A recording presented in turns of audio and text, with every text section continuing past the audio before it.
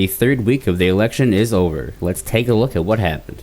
A significant talking point this week has been crowd sizes. I've heard a lot of people talking about crowd sizes. There's been a lot of coping from both sides, okay, about whose is bigger. And I just want to tell you guys right now, there's no shame to be had. Don't worry about whether or not your crowd is bigger, smaller. It's not about the size of the crowd. Now, the CBC actually counted.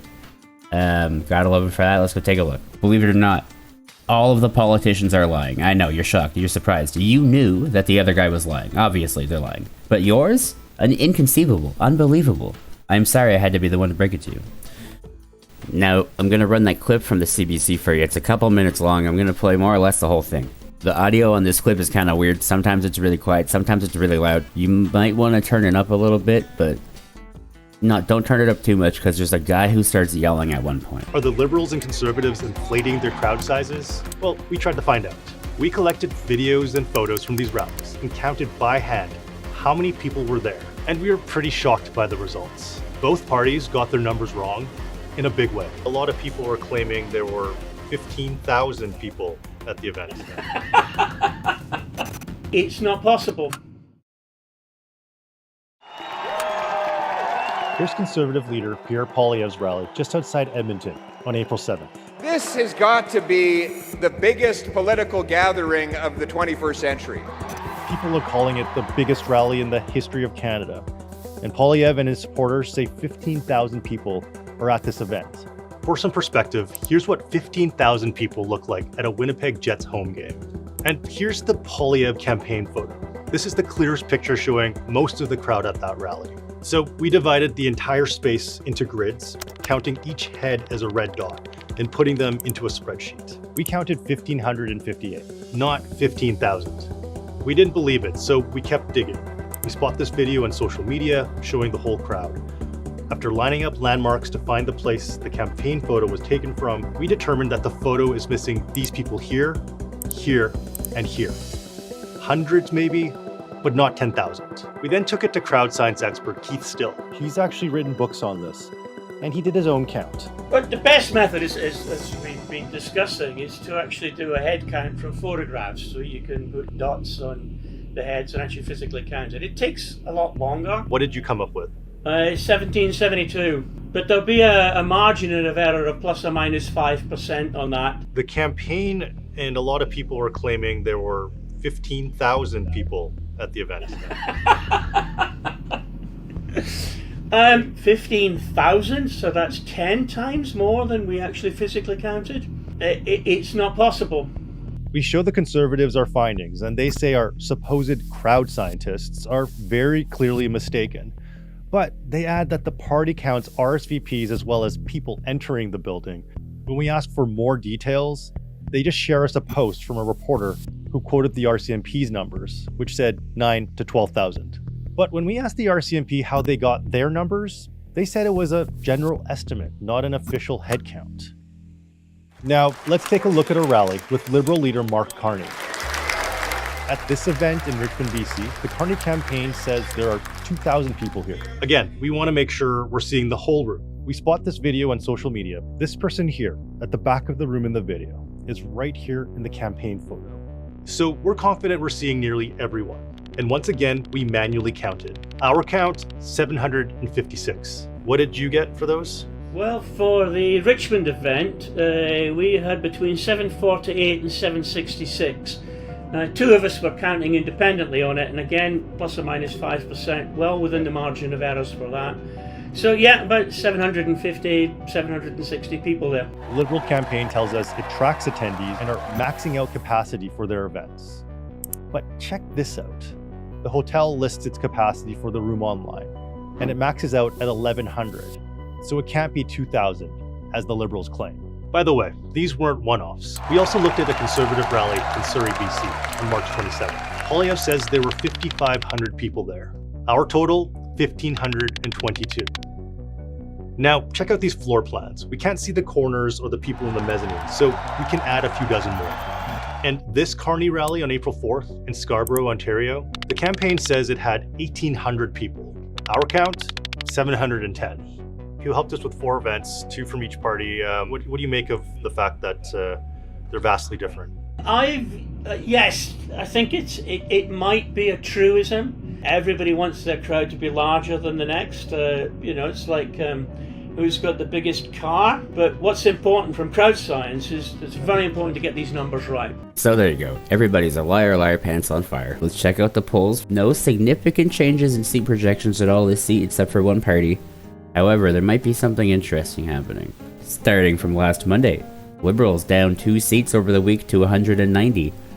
Conservatives down only 1 to 124. Bloc up 4 seats to 20. NDP down 2 to 7. And the Greens up 1 to 2. That is a 100% increase in projected seats. They're doing amazing work, the Greens, this week.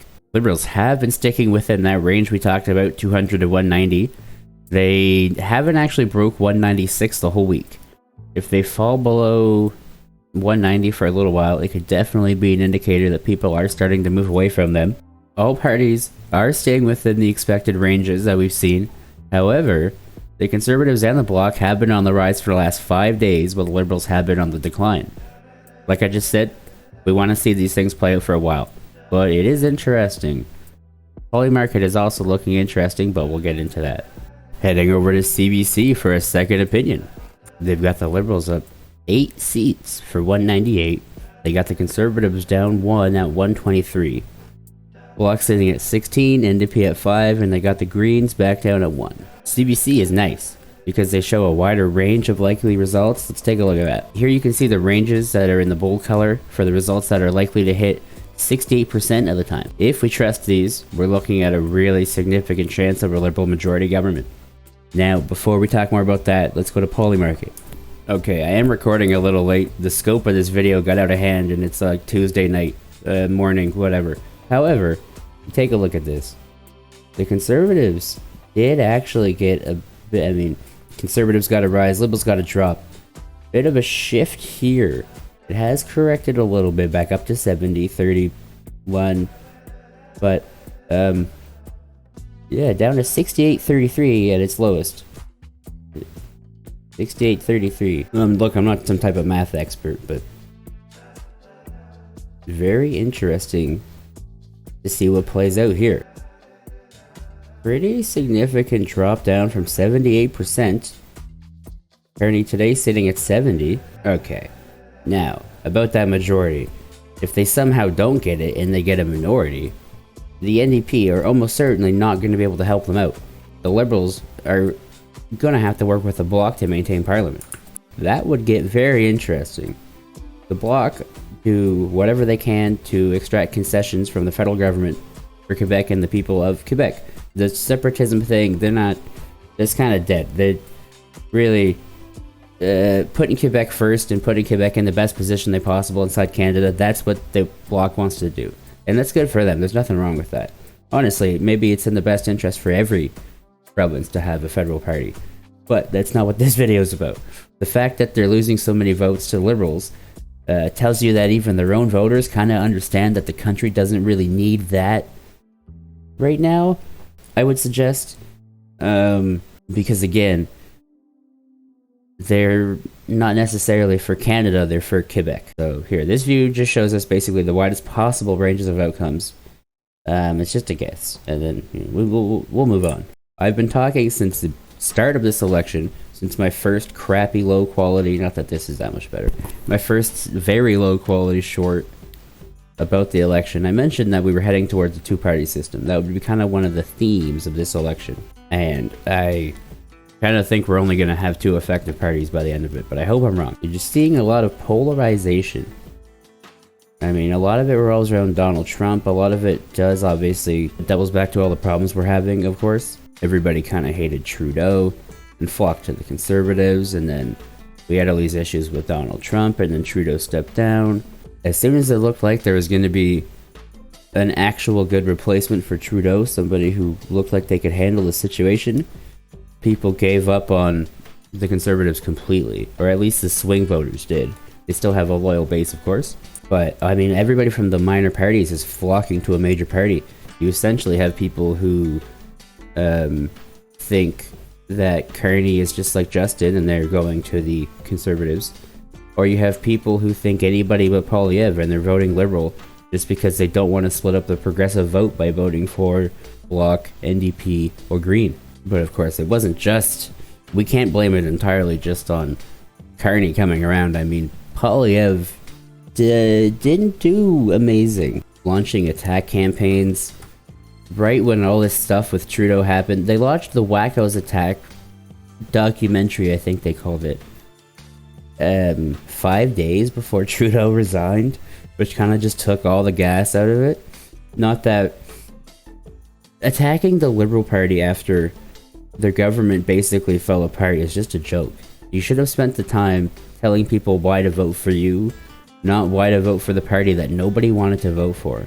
Let's take a look at who people were going to vote for if we had an election the day Wackos came out. They were already going to vote Conservative.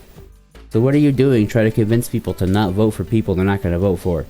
Tell them why their vote should stay with you. They didn't do that. They failed to do that at every opportunity.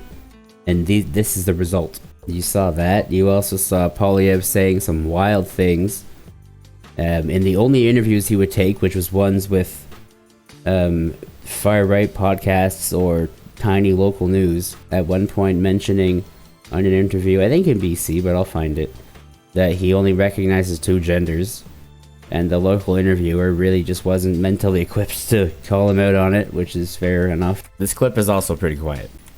First day on the job, President Trump signed an executive order, the U.S. government only recognizing 2 genders, male, female. They're unchangeable. If elected as prime minister, is that something that you're going to kind of walk in line with, or what are your feelings on that executive order? Well, I don't know. Do you have any other genders that you'd like to name? Me personally? Yes. I'm just asking more so if you're in line with what he is saying. Do you agree with what he's saying? Is that something that you would be lockstep with if elected as prime minister? Well, I'm not aware of any other genders than men and... Our man there was trying to get the soundbite of Polyev saying that he would agree with Trump. Polyev not quite giving it to him, but definitely still giving a terrible answer. We live in Canada. It's 2025. You've heard of more than 2 genders. You might not even agree with them, but you've heard of them. He has too. It was a fairly ridiculous statement to make. Since all that, I mean, his party has announced at the start of the election that they're not even allowing the press to follow them along. If you're not aware, press typically will pay a fee to a campaign for each journalist, and then the journalists just join them for everything. The campaign just pays for everything with that money, so that the journalists aren't waiting for the Conservative Party to announce last minute where they're going, and then have to pay out the ass for flights and accommodations. So now they're basically not talking to journalists. They answer a couple questions and that's it. It's a bad look. People don't like it. Combine all that with the reactive campaign messaging, Axe attacks after it was Axe, not changing his tune on Trump at all until after Carney announced that our relationship with the US was fundamentally different. I mean, not jumping on that combined with his past comments on how he likes Trump, bit of a problem. All of those things, and of course a lot of more, are what are driving people away from the small parties, but also what drove the massive majority away from the Conservatives and back to the Liberals. That kind of built you up to it. Let's talk more about what that might look like. I really want to talk about what a 2-party system could potentially look like for Canada. Okay, so let's talk about what that actually means. Canada is a very liberal country. There's been a big shift in, recently, especially with younger men, but we're still a left-leaning nation. If we only have 2 political parties, everyone's just going to vote liberal. The Progressive Party between the 2 major parties is already more vote efficient. Meaning, if the Conservatives and the Liberals get the same amount of the popular vote, the Liberals win by a large amount of seats. Quick reminder, the Liberals lost the popular vote for their minority governments in 2019 and 2021. They still won. They still had minority governments. If you think about a system where people are only voting for 2 parties, you can't have a minority. Someone's always going to win. It's always going to be the Liberals. As soon as you get to 2 parties, unless you have a huge shift in the country's politics, or we change the system with reform, you're just going to have Liberals all the time. That's not very democratic if you ask me, but I'm not an expert. I'm just a dude. Like we talked about earlier with the Bloc potentially being the smaller party of a minority government, that could still happen. Really, the biggest thing we're seeing is the NDP is kind of just falling apart. I don't think the Bloc is going to be gone by the end of this election. I think they'll probably still be around. And if they, maybe they don't get completely annihilated and they hang on for a while, forever. Maybe they're the closest thing we have to a third party, even though you probably can't vote for them. But like I said earlier, that wouldn't necessarily be great. And it's basically just the same problem. The liberals are going to win government all the time. This country hasn't had a conservative majority government since 2011. Now, we haven't had any majority government since 2015, so I don't want to, I don't want to make it seem like the libs are doing that much better. But we haven't had a conservative majority before that since 1988. And the majority in 2011 is really caused by the NDP splitting the vote. So you gotta go back to 1988 before you see people just voting for conservatives because they don't want to vote for liberals. But just to show you, just to talk about liberal majorities for a second. 2000, liberal majority. 1997, liberal majority. 1993, liberal majority. It's not back in here until 98 where we actually see the first conservative majority since the one in 2011. You go back to 84 and same thing, conservative majority. But you go back to 80, liberal majority. You can see where I'm going with this. We will not continue. So if these trends of everybody flocking to one major party, if they continue, it's not going to be good for anybody who doesn't want the liberals to rule the country all the time. Which, by the way, should be everybody. Even if you like the liberals, you should not be happy with one political party being able to rig the system so that they just win every single time. Because with electoral reform, to get rid of their current system, you completely do away with this. If you give people more than one choice, people don't feel like they're wasting a vote by voting for one of the smaller parties. This is not a video about electoral reform, but I would love to make one if you want it. Now, let me clear something up really quick. This scenario we're talking about here, I'm not trying to suggest this is going to happen after this election. It could take 5 more elections before we truly cement this two-party system into place. But you can mark my words, if we don't fix the system, if we don't reform the system, we're going to cement the two-party system into play. And my concern is that it'll quickly turn into a one-party system. Okay, well, other things happened this week, including remembering that Donald Trump is not actually the biggest thing on a lot of people's minds on a daily basis. It's really just the cost of living and housing disaster going on around us everywhere. I'll have a more detailed video about the housing plans, but we're going to talk about a little bit of policy related to them for now. I want you to judge these plans for the policy and not the party, so I'm going to not mention the parties until the end. The Liberals and the Conservatives both have offered GST cuts on new home purchases. We're going to compare them, and we're going to try to determine which one would help first-time homebuyers more, and which one would help wealthy investors more. Keep in mind, the one that helps the investor can probably still help the homebuyer a little bit, but helping an investor disproportionately is bad. Because these are the people who have been driving up the housing prices by reducing the supply, by buying and renting them all. This whole financialization of the housing market, it's a bit of an issue if you just want to be able to live somewhere. So I'm just going to say GST, but both parties do want to work with provinces to hopefully remove HST. Another thing you need to know about HST on homes is that you only actually pay HST on GST on a new build. So on new builds or like substantial renos, there's GST. Otherwise, you don't pay GST at all. There's no GST if you just buy a house from somebody and he painted it or something. Furthermore, if you purchase a home for under $450,000, there's a GST rebate you can get back from the government. So now that you know that, Proposal A is going to cut GST on homes under $1 million for first-time home buyers.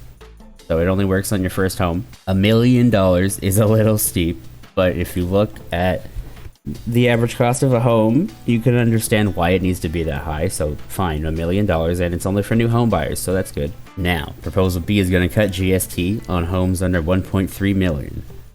Now, you might think that that's a lot of money, and it is a lot of money.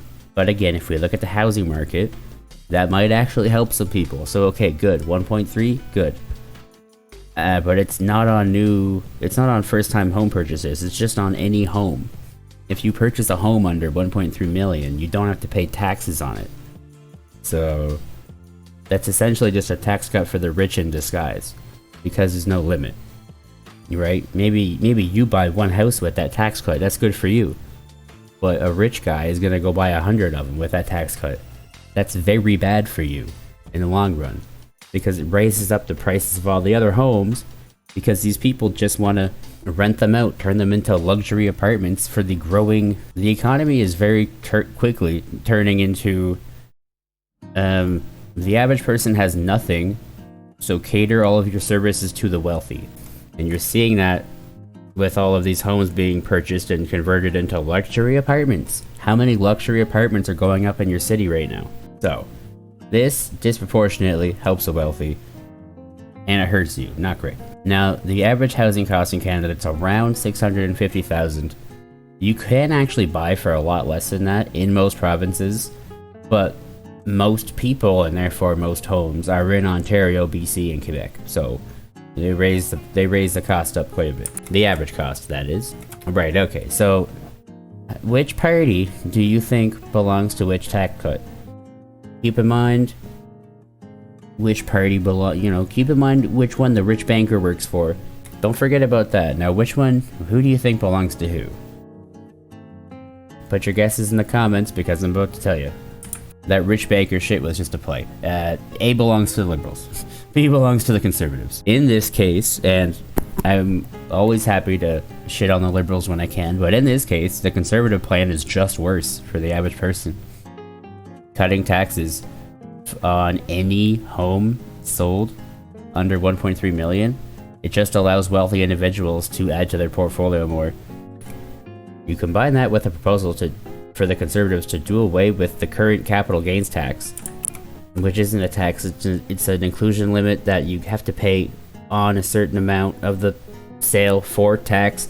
I will explain it a different day. But they want to exempt that indefinitely until you take your money out of Canada, which maybe you're never gonna do. So there's a lot of tax advantages to be gained for wealthy individuals from these plans. That's why I'm saying they're bad. That's why I'm saying we don't like them. All this does is let wealthy people, increase a share of the housing supply. I mean, I have heard people on the Conservative side criticize Carney for being a part of that globalist own nothing and be happy world order crowd. This is own nothing and be happy as much as it can be. It's policy to let rich people purchase more of the housing supply. This is what happens when you let homes be viewed as a financial asset. And the Liberals are the same way. They view homes as a financial asset as well. So they criticize them for that just as much. Alright, well, we gotta move on. Lots of stuff happened this week. I cannot possibly cover everything. The deadline to submit candidates to an individual riding, it's over. I think it ended at the start of the week, I believe. So all those people who they got canned 2 weeks ago, they all probably got replaced. And so all of those ridings are probably running candidates from all the parties, or all the parties who want to run. However, anybody who gets dropped now, that party has to really decide whether or not they want to drop them, because they can't put in a new candidate. Any party who drops a candidate now, they're not running in that riding anymore, which means one less seat to help you win the prime ministership. Prime ministership? Sure, yeah, that sounds good. Well, that's about all I got for you today. Please subscribe if you want more videos. Thanks for watching. We'll see you later.